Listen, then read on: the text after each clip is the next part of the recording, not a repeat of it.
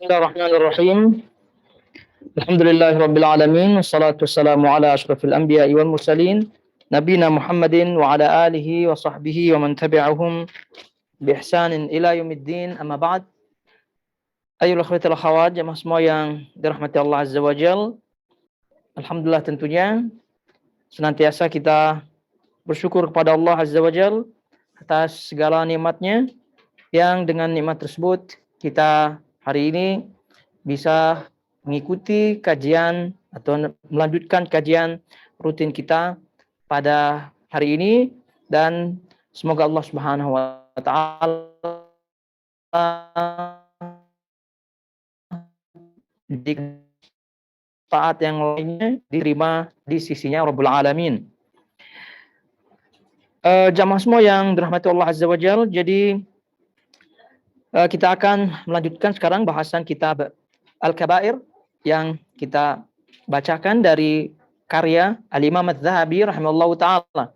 Namun sebelum kita masuk kepada bahasan, tentu kita tetap ingatkan pada diri kita dan keluarga kita serta yang lainnya, karena kita masih berada di bulan Sya'ban, dan pada tepatnya hari ini tanggal 8 Sya'ban 1443 Hijriah.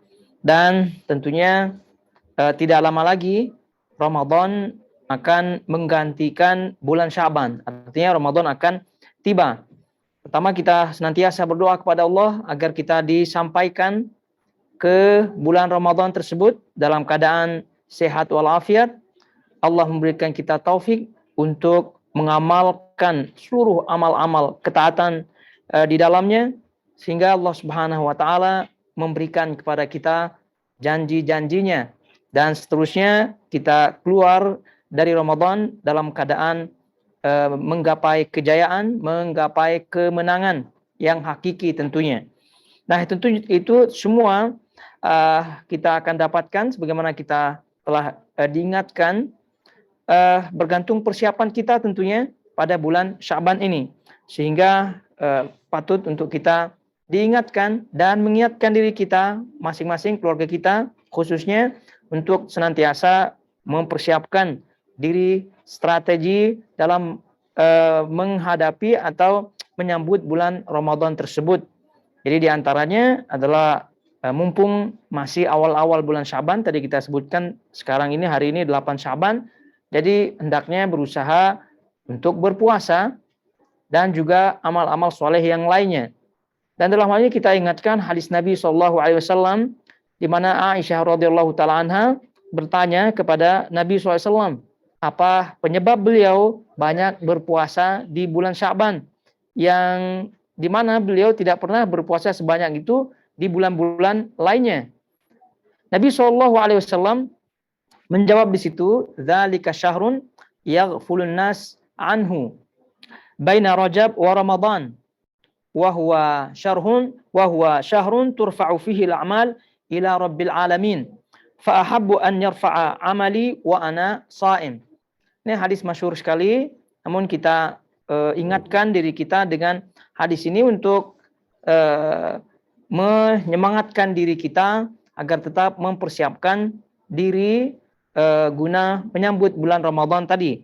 Dan Nabi SAW dalam bulan Sya'ban tadi ditanya oleh Aisyah, jawabannya kenapa Nabi SAW banyak berpuasa, karena beliau menjawab ada poinnya di situ. Pertama, bulan Sya'ban yaghfulun nas anhu baina Rajab wa Ramadan, yaitu suatu bulan di mana bulan ini banyak manusia yang lalai di situ, bulan yang terletak antara Rajab dan Ramadan. Satu. Ini alasan Nabi SAW kenapa beliau banyak berpuasa.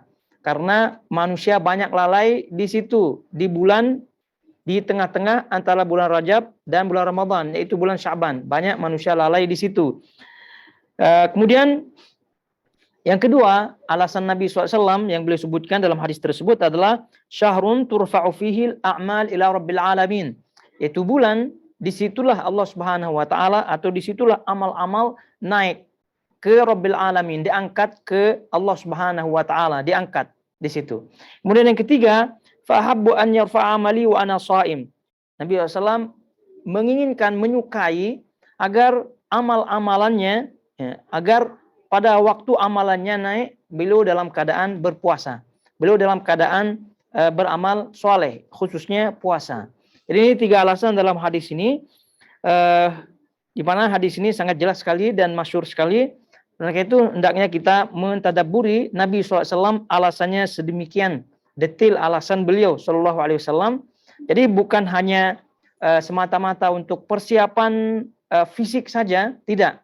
Jadi tentu itu tidak salah juga untuk persiapan fisik di bulan Ramadan sebelum berpuasa di bulan Ramadan dia atau banyak orang yang muqaddimah atau pemanasan istilahnya berpuasa di bulan Syaban. Tapi rupa-rupanya itu tidak menjadi hal utama ya, tidak menjadi hal yang paling utama. Namun itu tentu tidak salah juga. Tapi yang paling utama tadi karena Nabi SAW jelas-jelas di sini. Syahrun yaghfulun nas anhu baina Rajab wa Ramadan.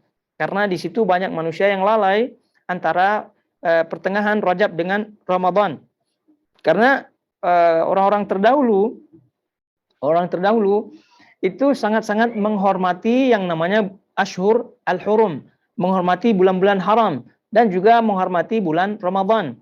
Oleh karena itu mereka ketika bulan-bulan tersebut mereka pending dulu maksiatnya.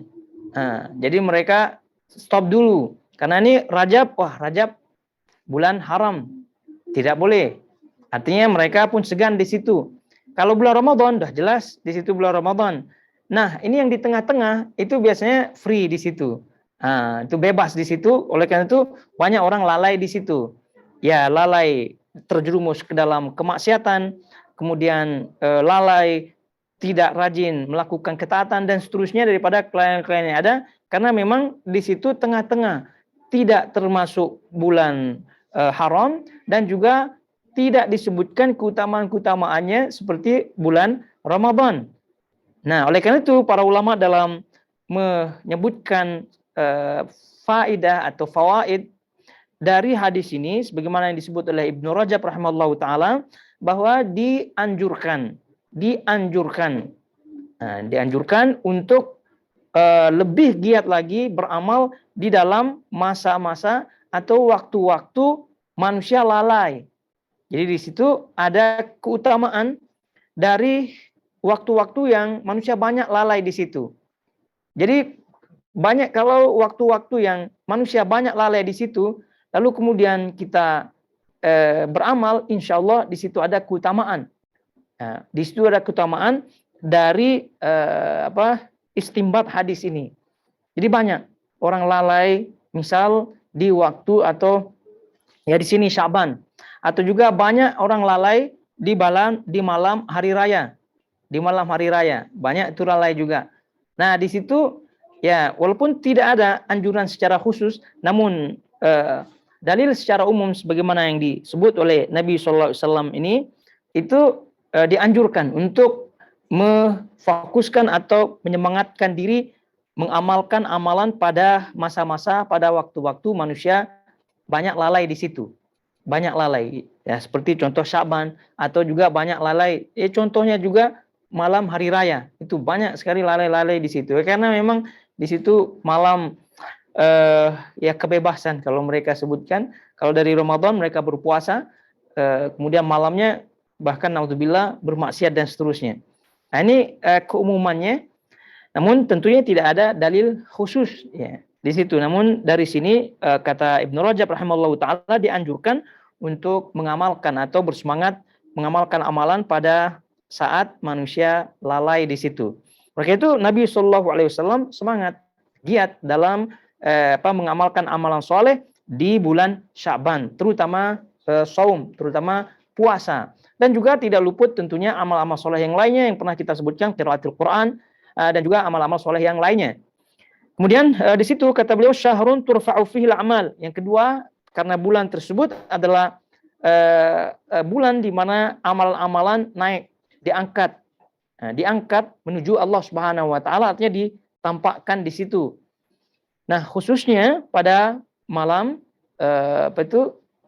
khususnya pada pertengahan Sya'ban. Jadi keumumannya ya keumumannya pada bulan Sya'ban sebagaimana yang disebut Nabi SAW. Sehingga apa natijahnya, apa hasilnya? Nabi SAW menyukai, menginginkan agar amalan beliau pada saat itu, pada bulan Sya'ban tersebut, itu naik dalam keadaan amalan yang baik, khususnya berpuasa di sini. Nah, ini tentunya hadis yang luar biasa sekali apabila kita mentadabburinya, apabila kita memperhatikan dengan seksama, ya tentu kita tidak akan luput tentunya dalam mengamalkan amalan soleh pada bulan Sya'ban ini. Karena Nabi SAW sendiri ya kita tahu, beliau sudah diampuni dosanya sebelum dan sesudahnya. Beliau juga tentunya manusia yang paling sempurna dan seterusnya. Namun beliau memperhatikan sekali bulan Sya'ban ini, terutama dengan puasa dan juga amal-amal soleh yang lainnya. Nah ini salah satu di antara peringatan atau nasihat untuk diri kita masing-masing, keluarga kita dan juga yang mendengarkan agar betul-betul berpacu, betul-betul bersemangat, betul-betul berijtihad pada bulan Sya'ban ini. Karena alasan-alasan yang disebutkan oleh Nabi SAW dalam hadis ini dan juga hadis-hadis yang lain tentunya. Oleh karena itu jangan sampai kita termasuk orang-orang yang lalai pada bulan ini yang kebanyakan orang lalai di situ. Dan juga jangan sampai kita termasuk orang-orang yang tatkala amal, lembaran-lembaran amal, catatan-catatan amal naik kepada Allah Subhanahu wa taala dalam keadaan amal kita su'ul khatimah. Dalam keadaan amal kita tidak baik untuk dilihat oleh Allah Subhanahu wa taala, tidak baik untuk diangkat. Jadi report lah. Kita nih kalau di office ya, di kantor kita, kalau sampai report kita ini dilihat oleh mudir tidak baik, ya tentu kita akan ya satu malu, kemudian belum lagi konsekuensinya dan seterusnya. Artinya tidak baiklah begitu. Apalagi Allah Subhanahu wa taala di situ amalan-amalan naik ke langit dan dilihat, dibentangkan di hadapan Allah Subhanahu wa taala, sehingga marilah kita sebagaimana yang dicontohkan oleh Nabi Shallallahu alaihi wasallam untuk senantiasa menjaga amal soleh kita pada bulan Sya'ban ini, sehingga tatkala amal kita naik, amal tersebutlah yang naik kepada Rabbul Alamin. Baik, ini dia. Dan juga tadi kita sebutkan ini masih awal-awal bulan Sya'ban. Jadi bagi yang ingin berpuasa dan tidak terbiasa berpuasa sebelumnya, itu hendaknya dari sekarang mulai. Karena tentunya kita mengetahui apabila telah pertengahan atau setelah pertengahan, itu Nabi SAW tidak membolehkan berpuasa bagi mereka yang tidak terbiasa berpuasa. Jadi itu masih ada kesempatan di awal-awal bulan Sya'ban ini untuk kita kejar ketinggalan, untuk kita perbaiki diri, sehingga semoga Allah Subhanahu wa taala menjadikan kita orang-orang yang tidak lalai, kemudian menjadikan amal-amal kita itu diangkat ke Allah Subhanahu wa taala kepadanya dalam keadaan amal yang soleh. Baik, sekarang kita balik kepada bahasan kita dan tentunya masih dalam bab atau pasal yang terakhir, akhir-akhir di situ, dan silahkan dibuka apabila memiliki bukunya. Terjemahnya di situ, terjemahan Al-Kabair halaman 192. Halaman 192. Baik. Di situ disebutkan Nabi Shallallahu alaihi wasallam bersabda di situ melalui hadis Ibnu Umar. Poin yang ke-32 dari Ibnu Umar, dari Nabi Shallallahu alaihi wasallam bersabda. Jadi di situ sabda Nabi Shallallahu alaihi wasallam, "Man hulifa lahu billah falyarda wa man lam yarda falaysa minallahi fi syai'." Dilihat di situ, barang siapa yang diucapkan sumpah dengan nama Allah untuknya, maka hendaklah dia ridha, dan barang siapa yang tidak ridha, maka dia sama sekali tidak akan mendapatkan rahmat Allah. Diriwayatkan oleh Ibnu Majah. Tapi ini poin ini maksud daripada Al-Imam Adz-Dzahabi rahimahullahu taala memasukkan dosa ini karena di situ ada ancamannya di situ, yaitu falaisa minallah fi syai'. Jadi ancaman dari perbuatan ini itu tidak termasuk amalan yang disukai oleh Allah Subhanahu wa taala, tidak termasuk ke dalam atau tidak masuk ke dalam hal-hal yang mendekatkan seorang kepada Allah Subhanahu wa taala. Apa itu? Yaitu sebagaimana dalam tertera atau tersebut di sini, man hulifa lahu billah falyarda. Barang siapa yang diucapkan sumpah dengan nama Allah untuknya, maka hendaklah dia ridho. Nah, jadi ini. Dan ini juga pernah kita bahas di dalam kitab At-Tauhid.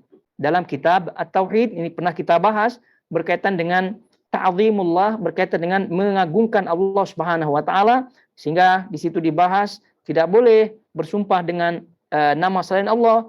Di situ juga dibahas tidak boleh banyak-banyak bersumpah, karena banyak-banyak bersumpah itu bagian daripada meremehkan, tidak mengagungkan Allah Subhanahu wa taala. Sedikit-sedikit bersumpah. Juga tidak percaya orang bersumpah. Nah, ini dalam hal ini pun bagian daripada tidak mengagungkan Allah Subhanahu wa taala.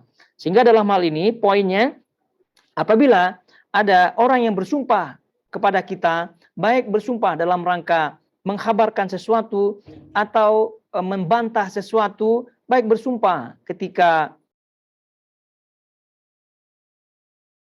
ada keadaan tidak berseru atau ketika dalam perseteruan, karena boleh jadi di depan mahkamah mungkin, atau di depan menjadi kewajiban kita adalah mempercayainya.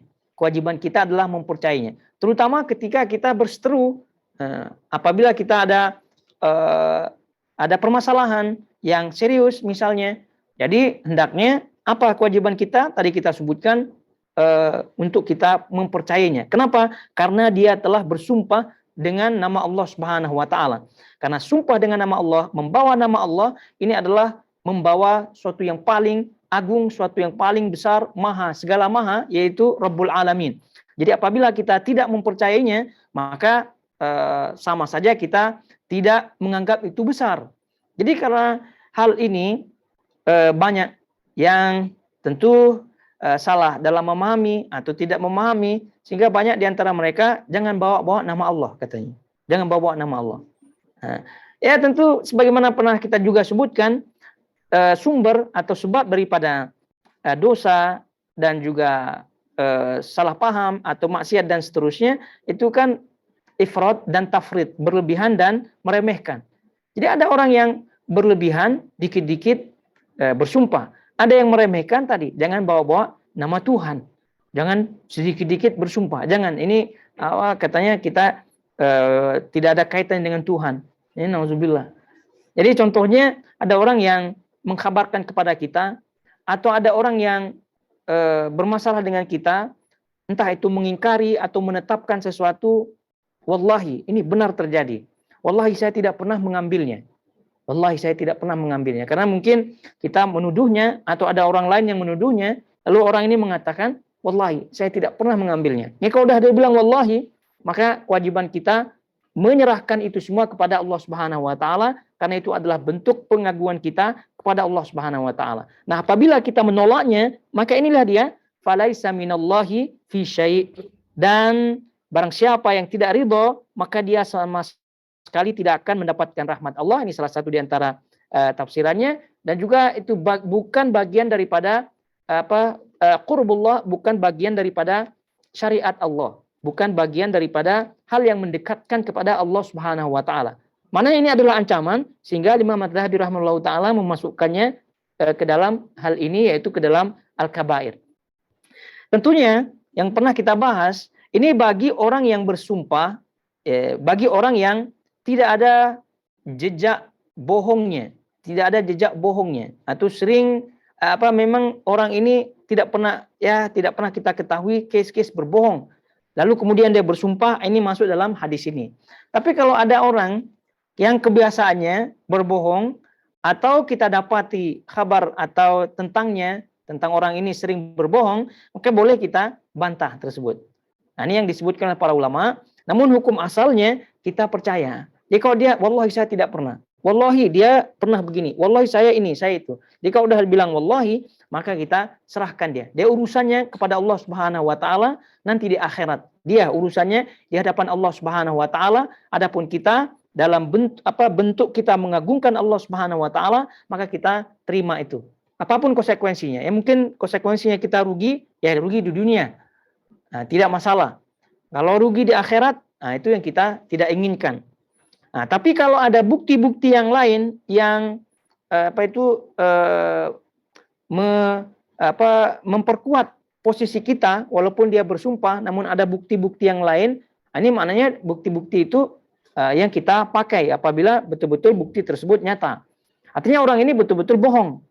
Maka tadi disebutkan apabila yang bersumpah itu suka bohong atau banyak cerita-cerita bohongnya atau kita dengar informasi kebohongan yang dilakukan dari orang-orang lain, maka boleh kita tidak terima sumpahnya. Tapi ini tadi kita sebutkan hukum asalnya adalah orang muslim, hukum asalnya adil. Muslim itu hukum asalnya jujur.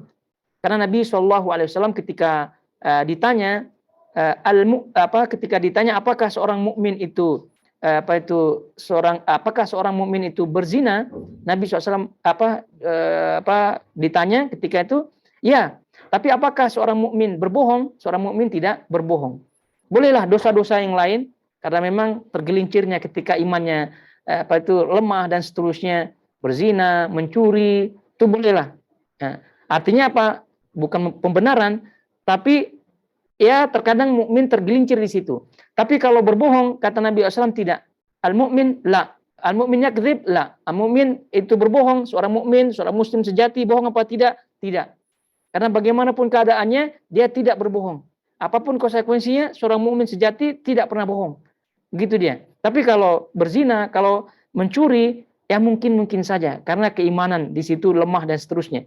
Tapi ketika berbicara kejujuran, maka seorang mukmin prinsipnya jujur. Di mana saja dia berada, konsekuensinya apapun, dia tetap jujur.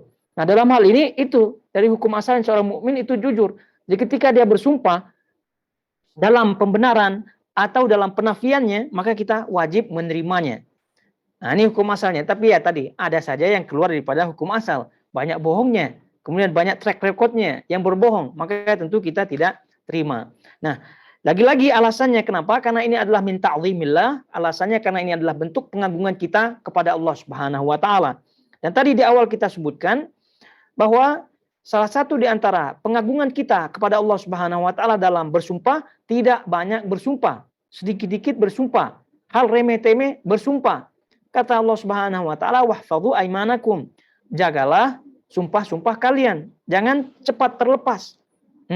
Wala tuti' kulla halafin mahin, kata Allah Subhanahu wa taala dalam surah Al-Qalam. Jangan kalian taat orang yang suka bersumpah dan suka meremehkan, suka menghina.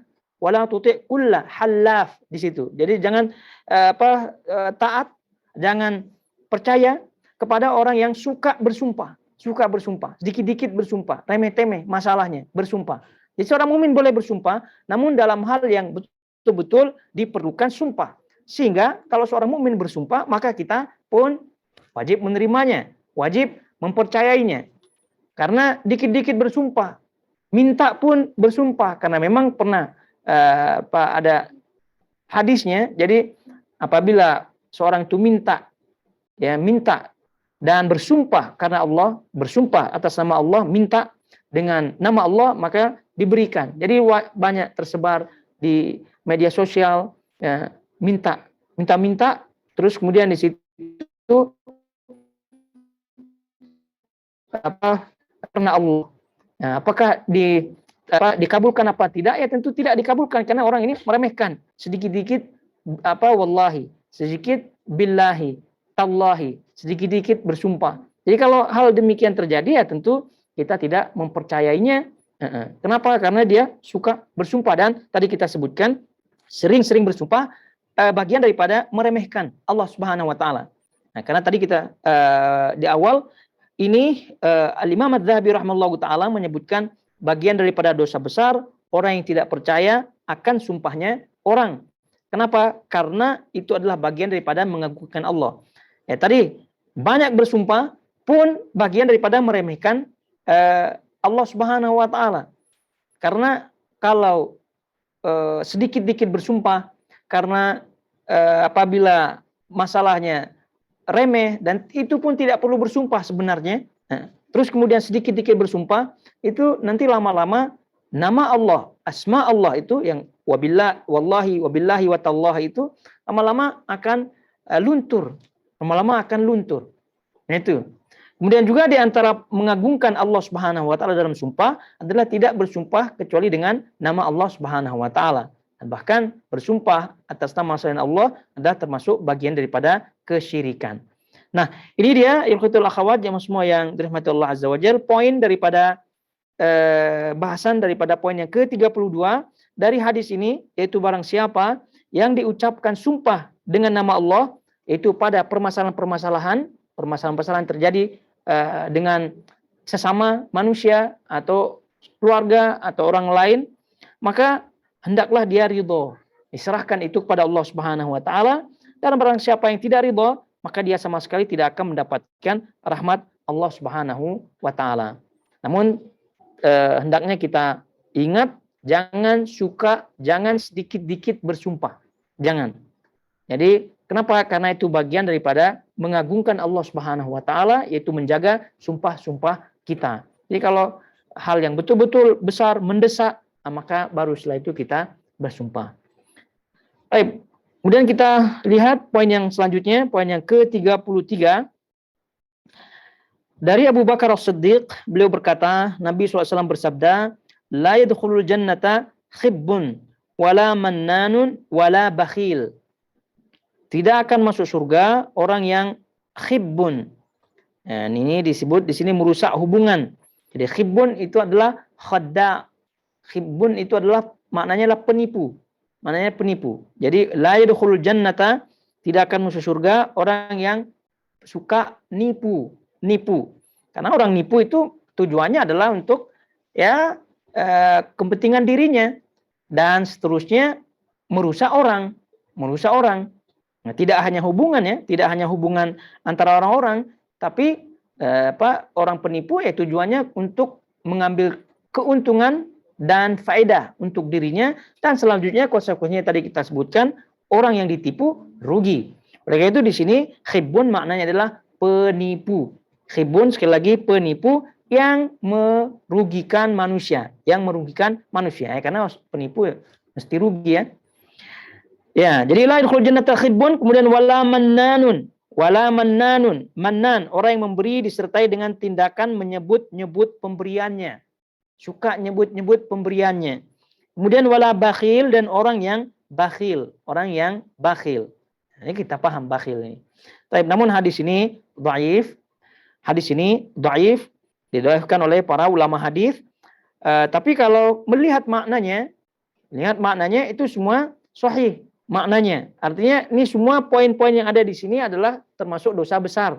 Walaupun hadis ini dhaif tentunya, tapi apabila kita melihat maknanya dari penipu, suka menyebut-nyebut pemberiannya, kemudian bakhil, ini semua adalah termasuk bagian daripada dosa. Sehingga para ulama pun membahasnya, membahas artinya menjelaskan. Jadi penipuan, tentu Nabi SAW banyak hadis-hadisnya kaitannya dengan penipu. Kemudian juga orang-orang munafik juga penipu. Yukhadi'un Allah wa huwa khadi'uhum. Kan itu kata Allah Subhanahu wa taala di awal-awal surah Al-Baqarah. Yukhadi'un Allah, mereka menipu Allah Subhanahu wa taala. Wa huwa khadi'uhum, dan pada hakikatnya Allah lah yang menipu mereka dengan tipuan yang mereka tidak sangka-sangka, dengan tipuan yang mereka tidak tahu. Nah, jadi ini adalah sekali lagi maknanya sahih. Jadi apabila kita melihat satu-satu hadisnya, tentu maknanya adalah sahih. Jadi hendaknya seorang mukmin, seorang muslim itu menjauhkan dirinya sejauh-jauhnya dari sifat-sifat yang ini.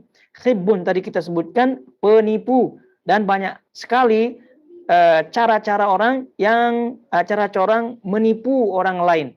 Semakin maju zaman, semakin maju pula cara orang menipu. Ini investasi bodong istilahnya. Investasi bodong. Itu apa makna bodong? Investasi bohong. Ya, investasi tipu-tipu. Khibbun. Nah, itu dia khibbun, menipu. Jadi banyak sekali. Alhamdulillah itu ada sebagian yang ditangkap itu dalam beritanya. Ya, ini itu tipu-tipu. Jadi tidak hanya investasi ya, semuanya itu hal tipu-tipu masuk ke dalam khibbun ini. Jadi menipu agar dia masuk atau mendapatkan pekerjaan, menipu semuanya. Kata Nabi SAW, man ghasyana falaysa minna, barang siapa yang ghish ya, ghish menipu, maka tidak termasuk golongan kami. Jadi khibbun sekali lagi adalah orang yang menipu. Jadi tipuan ini dalam semua hal itu masuk ke dalam hal ini, terutama yang merugikan orang lain. Kemudian manan yang menyebut-nyebut pemberiannya, menyebut-nyebut infaknya, menyebut-nyebut pertolongannya kepada orang. Ini juga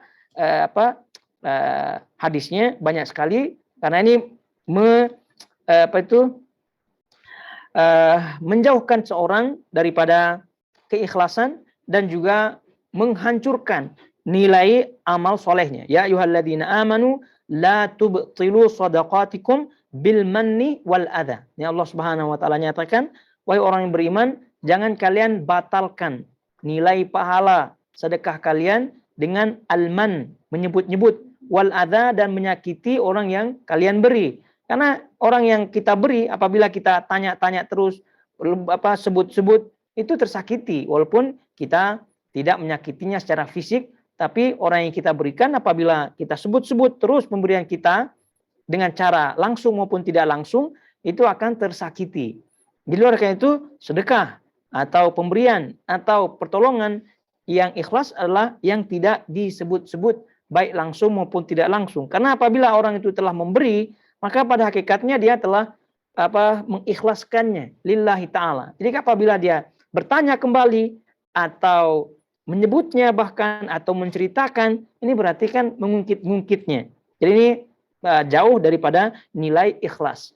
Kemudian bakhil, yaitu pelit, bakhil, dan ini banyak disebut nanti pada poin-poin setelahnya oleh Imam Az-Zahabi rahimallahu taala kaitannya dengan bakhil. Ini ayat-ayat banyak. Kemudian hadis-hadis juga dinukilkan oleh beliau. Insyaallah kita akan baca satu persatu kaitannya dengan bakhil ini. Baik. Kemudian kita pindah ke hadis berikutnya. Di halaman berikutnya, di sini disebutkan kafa bil mar'i ithman an yuhadditha bi kulli ma sami'. Nabi juga bersabda, cukuplah sebagai dosa bagi seseorang bahwa dia menuturkan segala sesuatu yang didengarnya. Ini juga tidaklah termasuk dosa besar, namun apabila terus-terus diikuti, ya tidak memungkinkan untuk orang itu terjerumus ke dalam dosa besar. Jadi setiap apa yang didengar, setiap apa yang dibaca, setiap apa yang didapat, itu terus di-share, terus diceritakan kepada orang lain, maka ini masuk bagian daripada hadis ini. Tanpa ada cek terlebih dahulu, tanpa mempertimbangkan maslahat mafsadatnya, tanpa mempertimbangkan faedahnya, langsung. Itu apalagi yang di-share itu adalah bagian berita hoax, berita bohong, tentu dia masuk ke dalam hadis ini satu, kemudian masuk ke dalam ta'awun, tolong-menolong dalam keburukan, dan masuk dia sebagai pendosa juga, karena bagian daripada yang bekerja sama di situ, walaupun dia tidak langsung. Nah tentu ini sering kita diingatkan oleh para ulama kita, ustaz-ustaz kita, kaitannya dengan dunia maya kita. Apabila kita memperhatikan hadis ini, maka hadis ini adalah salah satu hadis yang mengontrol, ya, memfilter istilahnya jiwa kita. Yang pertama, kemudian mengontrol jari-jari kita agar tidak menekan forward, sedikit-dikit forward, sedikit-dikit forward. Nah ini bagian daripada itu juga. Ini adalah salah satu di antara hadis yang sangat-sangat tepat untuk mengontrol diri, terus kemudian mengontrol jari-jari untuk tidak tekan sana, tekan sini, langsung share sana, forward sini, upload sana, upload sini, begitu, tanpa ada pertimbangan-pertimbangan yang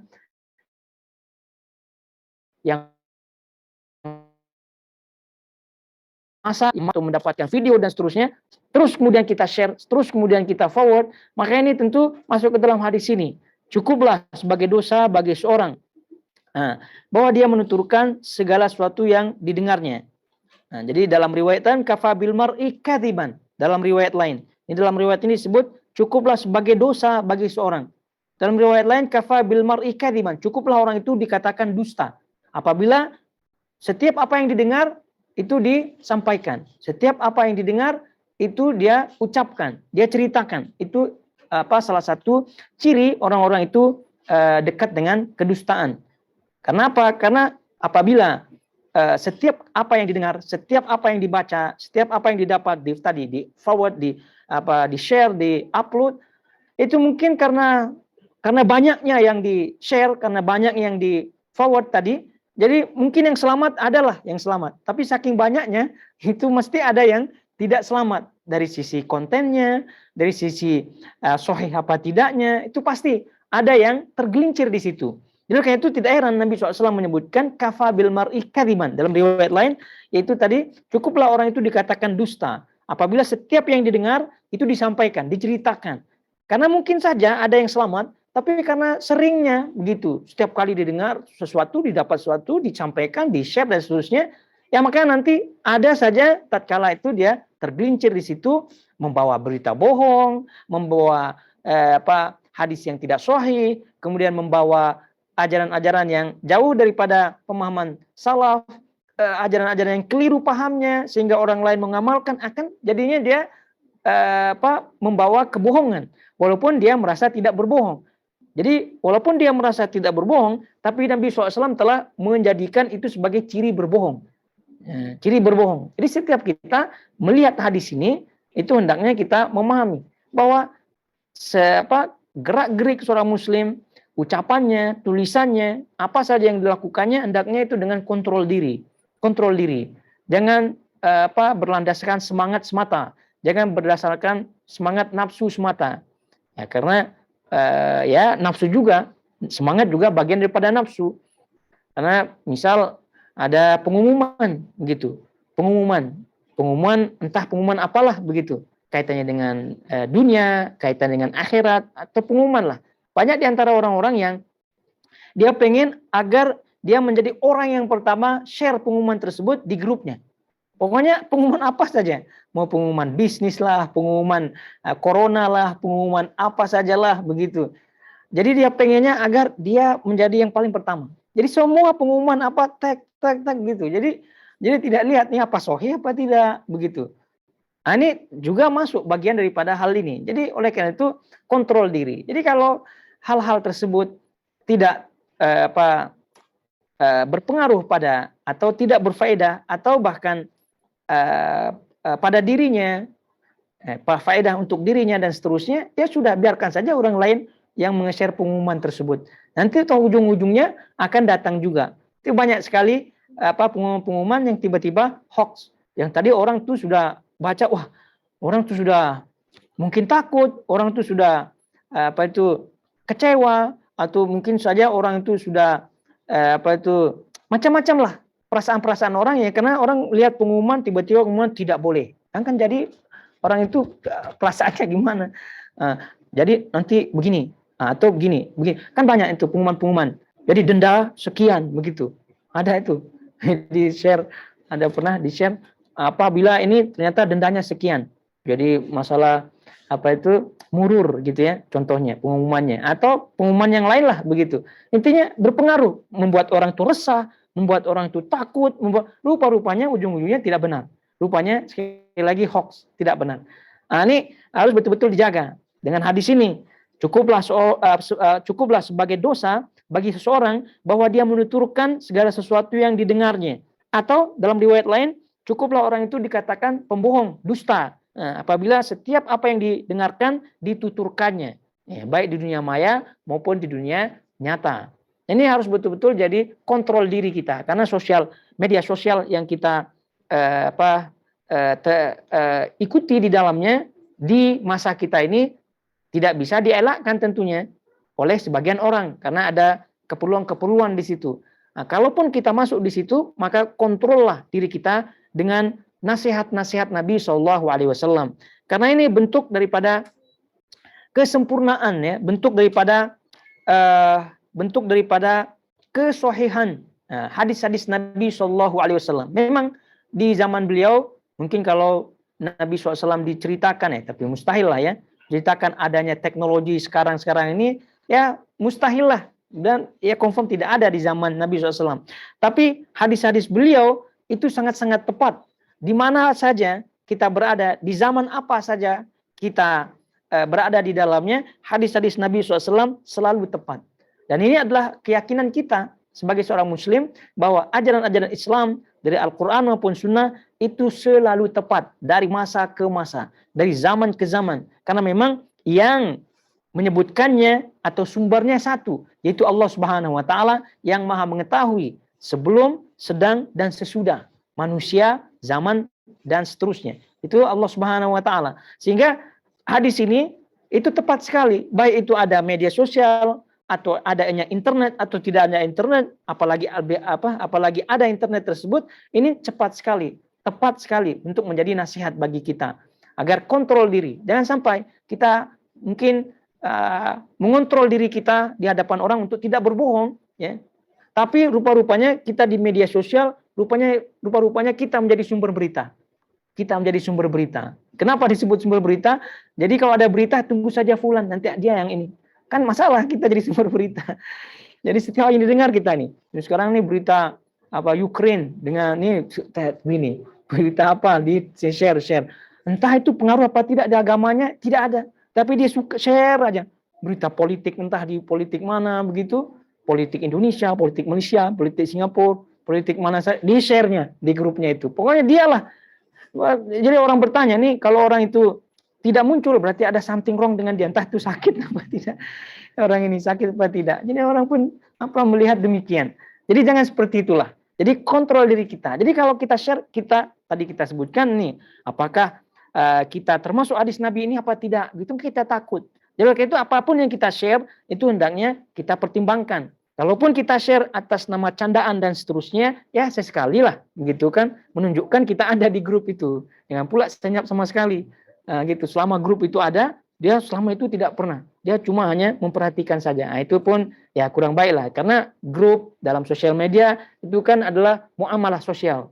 Apabila kita di situ ada di situ, maknanya kemudian teman-teman kita ada di situ, terus kemudian Pak admin grup itu meletakkan aturan-aturan untuk boleh komen atau dan seterusnya, ya hendaknya di situ hidupkan grup di situ, karena memang faktanya kehidupan kita tidak bisa dielakkan dari dunia maya, tidak bisa dielakkan dari dunia media sosial tersebut, tidak bisa, terutama si grup WhatsApp ini tidak bisa, tidak bisa. Jadi ya sesekali komenlah, tapi komen atas dasar ini hadis Nabi SAW.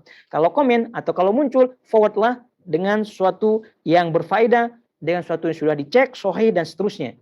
Yang berfaedah tentunya untuk akhirat terutama, kemudian berfaedah untuk dunia yang sebagai bekal untuk akhirat. Jangan forward yang macam-macam. Tadi sekarang ada orang dunia perang atau negara perang dan seterusnya, itu saja beritanya.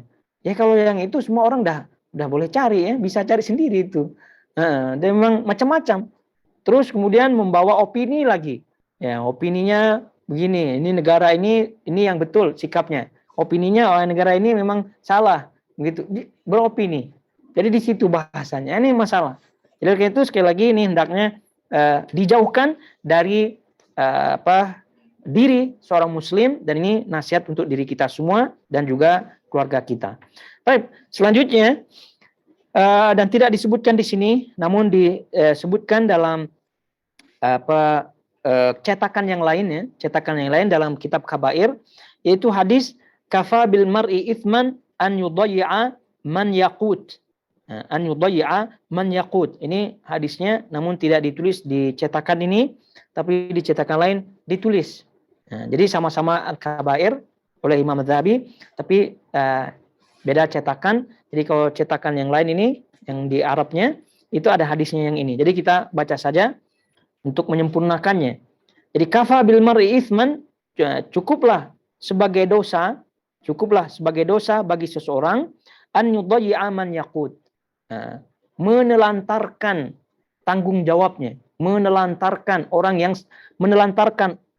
yang sebagai tanggung jawabnya, menelantarkan tanggung jawabnya. Dalam hal ini istrinya, anak-anaknya, orang tuanya. Itu adalah orang yang harus kita tanggung jawabkan.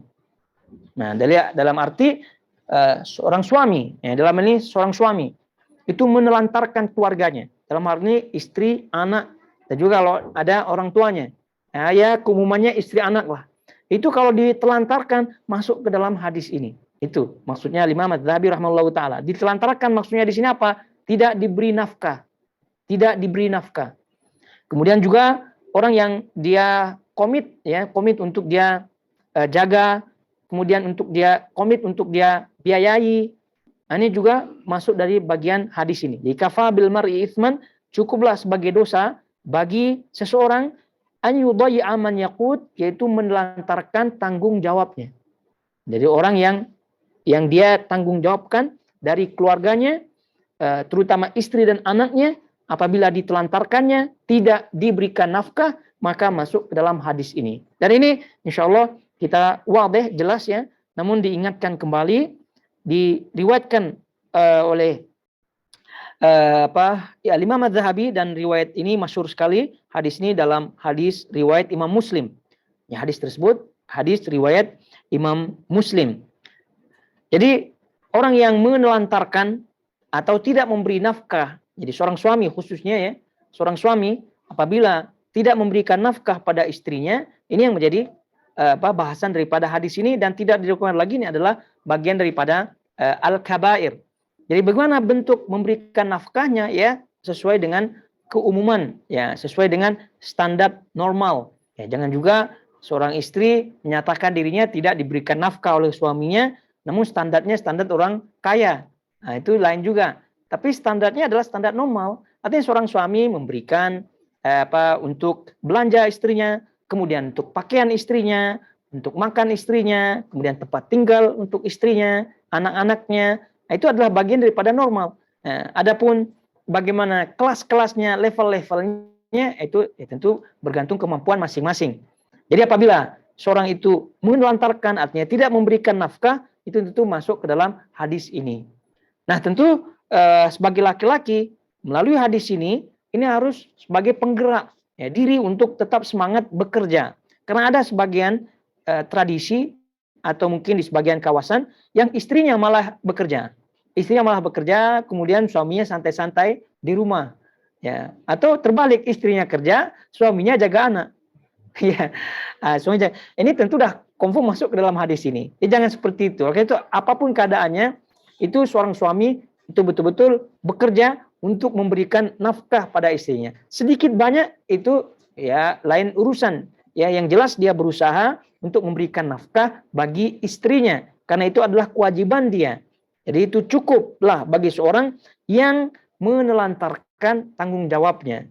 Ya, sama juga majikan.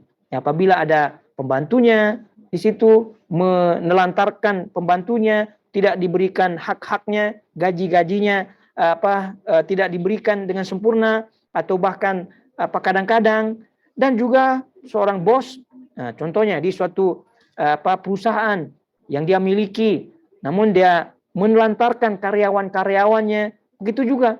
Jadi hendaknya betul-betul kita perhatikan, kita sebagai yang atas itu betul-betul memperhatikan hak-hak orang yang di bawah kita sebagai tanggung jawab kita. Kalau tidak, maka itu termasuk dosa yang dia akan pikul nanti di akhirat, dan di situ termasuk kezaliman masuk di situ, dan mereka juga nanti akan dimintai pertanggungjawaban di hadapan Allah Subhanahu wa taala. Kemungkinan orang ini akan termasuk orang muflis, orang yang bangkrut ya. Karena apa? Karena orang-orang yang menjadi tanggung jawabnya akan mengambil atau menuntut hak-haknya nanti di akhirat, sehingga amal-amal solehnya kalau sudah habis, maka dosa daripada yang ditanggungnya tersebut akan menjadi tanggung jawabnya, atau yang dosa-dosa tersebut akan dipikulnya. Naudzubillah min dzalik. Jadi ini tidak sembarangan ya. Jadi ini sudah diatur semua oleh syariat, sehingga betul-betul seorang laki-laki ar-rijalu qawwamuna 'alan nisa. Nah, ar-rijal qawwamun 'alan nisa. Itu laki-laki itu sebagai pemimpin, sebagai yang bertanggung jawab kepada wanita. Ya, tanggung jawab di sini dalam hal nafkah dan seluruhnya. Jangan sampai tadi kasus-kasus yang tadi istrinya diberikan peluang untuk kerja sehingga dia bisa santai di rumah. Jadi tagihan-tagihan air, tagihan-tagihan ini elektrik atau yang lainnya itu istrinya. Nah, dia santai-santai di situ, tugasnya jaga anak. Itu nauzubillah min zalik. Nah, ayyuhal khairuল akhwat jamaah semua yang dirahmati Allah Azza wa Jalla. Jadi ini di antara dosa-dosa yang banyak tentunya kita lihat di sekeliling kita. Banyak yang kita temui orang-orang seperti ini yang kalau kita bahas suami yang tidak bertanggung jawab. Nah, jadi suami betul-betul bertanggung jawab pada istrinya karena memang dia menikah tujuannya tidak hanya sekedar menyalurkan hawa nafsunya saja, tapi juga di situ ada tanggung jawab masing-masing. Istri ada tanggung jawabnya, suami ada tanggung jawabnya. Jadi apabila tanggung jawab tersebut tidak dipenuhi, maka masuk dalam menelantarkan. Jadi oleh karena itu seorang suami betul-betul memperhatikan hadis-hadis seperti ini agar jangan sampai masuk ke dalam orang-orang yang menelantarkan orang-orang yang berada di bawah tanggung jawabnya. Dari sini juga kita ingatkan bahwa seorang istri tidak boleh berdalil dengan hadis ini lalu kemudian minta suatu hal yang memberatkan bagi suaminya. Karena tadi yang normal-normal saja. Ya tadi pakaiannya, tempat tinggalnya, makanannya itu yang dituntut pada seorang suami mengadakan atau memberikan nafkah tersebut yang normal saja. Adapun apabila dia memiliki kemampuan, ya silahkan menyesuaikan dengan kemampuan masing-masing. Asalkan jangan sampai memberatkan. Nah, jadi ayyuhal akhwat jamaah semua yang dirahmati Allah Azza wa Jalla, kiranya sampai di sini bahasan kita dan selanjutnya apa yang beliau sebutkan di sini ayat-ayat dan juga hadis yang beliau sebutkan ini banyak atau fokusnya mengingatkan tentang dosa bakhil, dosa pelit. Nah, tadi di awal kita isyaratkan itu orang yang pelit, itu bagian daripada dosa juga. Ini beliau rahimahullahu taala banyak menyebutkan di sini dalilnya. Beliau panjang menyebutkan nih ayatnya, berapa ayat beliau sebutkan di sini.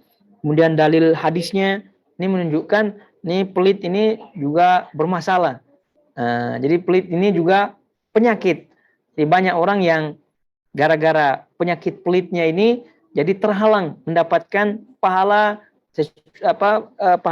sedekah khususnya atau pahala membantu orang lain. Karena namanya orang pelit kan hitung-hitungan dia. Hitung-hitungan. Nah, itu yang insya Allah kita akan bahas pada pertemuan depan. Bi'idnillahi ta'ala.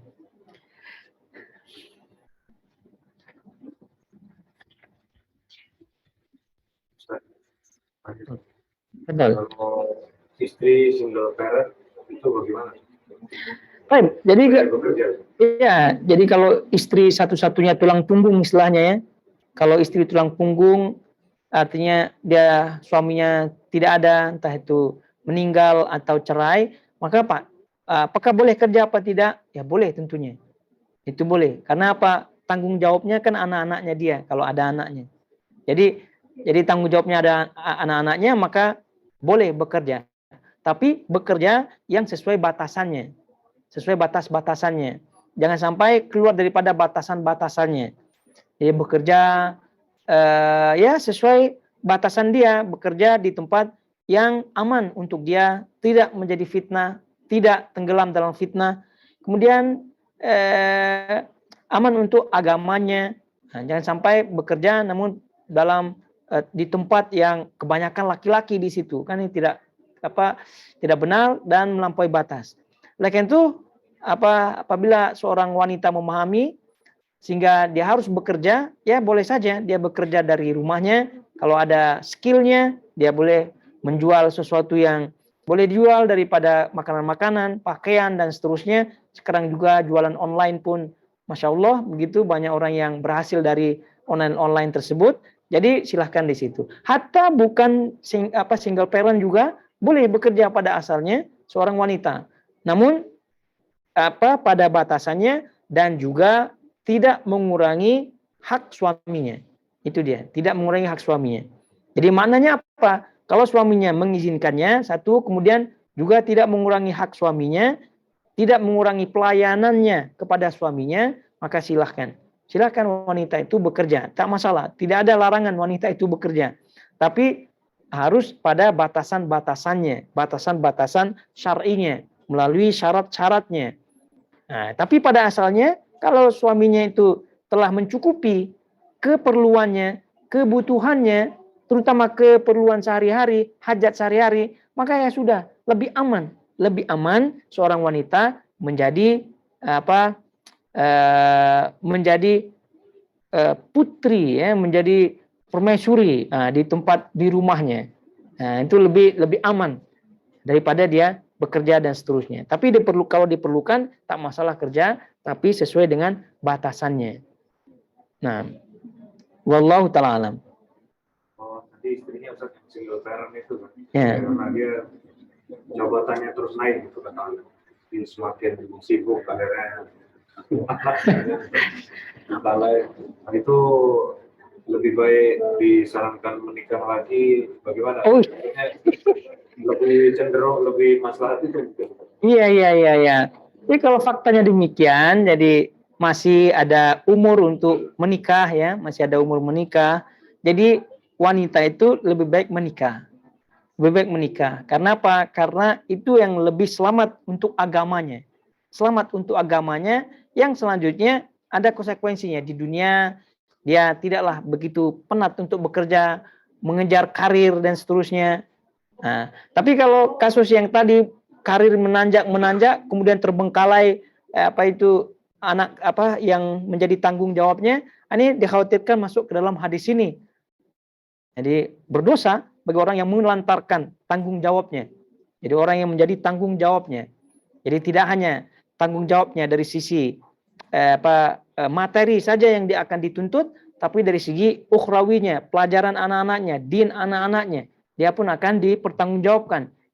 Oleh karena itu, karena apabila orang tersebut sibuk dengan karirnya, sibuk dengan pekerjaannya, maka tidak dipungkiri ini orang ini berdosa tentunya menelantarkan anak-anak yang menjadi tanggung jawabnya. Oleh karena itu sarannya bagaimana? Sarannya ya pertama kita doakan dulu ya orang tersebut gitu, kalau memang faktanya ada gitu, kita doakan untuk mendapatkan hidayah, mendapatkan taufik dari Allah Subhanahu wa taala untuk betul-betul menjalankan agama yang benar. Selanjutnya berusaha mencari jodoh yang baik, menjadi jodoh yang baik. Ya tentu karena levelnya dia ini level tinggi, maka dianjurkan cari yang levelnya seimbang kalau ada ya, kalau ada. Tapi kalau tidak ada, ya silakan untuk berniat menyelamatkan agamanya. Karena apabila seorang wanita tanpa ada suami, itu banyak fitnahnya di luar maupun di dalam. Dari dalam dirinya pun walaupun diam-diam mesti ada fitnahnya, pikir sana, tidak tenang sana dan seterusnya. Dari luar karena memang serigala-serigala banyak. Iya, karena ketika dia dilihat sendiri pastilah namanya serigala buaya laki-laki ini ya. Jadi mesti itu adalah fitnah. Jadi sebaiknya orang ini bergerak gitu ya untuk mencari jodoh laki-laki, mencari ya baik dia yang langsung ataupun oleh teman-temannya. Ya tentu yang pertama kriterianya yang pertama adalah soleh. Kemudian kalau boleh ya ekonominya ya tidak jauh-jauh gitu ya, ada gitu. Dan juga kalau udah demikian jangan terlalu banyak pilihan begitu. Jangan terlalu banyak terlalu tinggi pilihannya, terlalu tinggi. Jadi dia maunya yang soleh satu, kemudian maunya yang kaya dua, yang ketiga tidak mau menjadi yang kedua, gitu. Tidak mau menjadi kedua, artinya kalau dia mendapat suami, pokoknya dia satu-satunya istri lah begitu. Tidak demikian. Jadi ini terlepas daripada perasaan wanita yang tidak mau dipoligami dan seterusnya, tapi kalau betul-betul ikhlas untuk menjaga agamanya, tak masalah. Apabila orang itu soleh, kemudian betul ada ekonominya, gitu ya, ada ekonominya bagus, ya tak masalah dia menjadi istri kedua, tidak masalah, tidak masalah. Karena itu memang kan tujuan dia nikah kan untuk mengamankan, menyelamatkan agamanya. Nah, gitu ada perempuan, jadi itu banyak syarat-syaratnya tadi, soleh, kemudian kaya, kemudian tidak mau menjadi yang kedua. Pokoknya dia menjadi yang pertama. Jadi sampai dia tua ya begitulah, banyak yang tidak menikah. Nah, padahal tujuan pernikahan kan untuk menyelamatkan agama. Jadi sekali lagi tak masalah. Seharusnya ya, tak masalah untuk dia menjadi istri yang kedua atau bahkan mungkin yang ketiga, asalkan dengan cara-cara yang bagus, cara-cara yang baik gitu. Tidaklah merebut istri suami orang, merebut dalam arti menggoda suaminya dan seterusnya, tidak. Ya, tapi kalau dia memang suaminya laki-laki itu yang mendekat padanya atau mungkin ada orang yang menjodohkannya karena memang sesuai kriteria yang dicari, itu tak masalah untuk dia jadi yang kedua, yang ketiga atau bahkan yang keempat makan, tak masalah. Asalkan ini kan tujuannya untuk menyelamatkan agamanya. Karena kalau udah dia ada suami, walaupun dia menjadi orang yang kedua, jadi orang-orang laki-laki lain pun sudah tidak memandangnya seperti pandangan dia seorang diri. Karena itu penting, sekali lagi suami itu sangat penting bagi seorang perempuan. Wallahu ta'ala alam. Baik, kita tutup. Subhanakallahumma bihamdik asyhadu an la ilaha illa anta astaghfiruka wa atubu ilaik. Wassalamualaikum warahmatullahi wabarakatuh.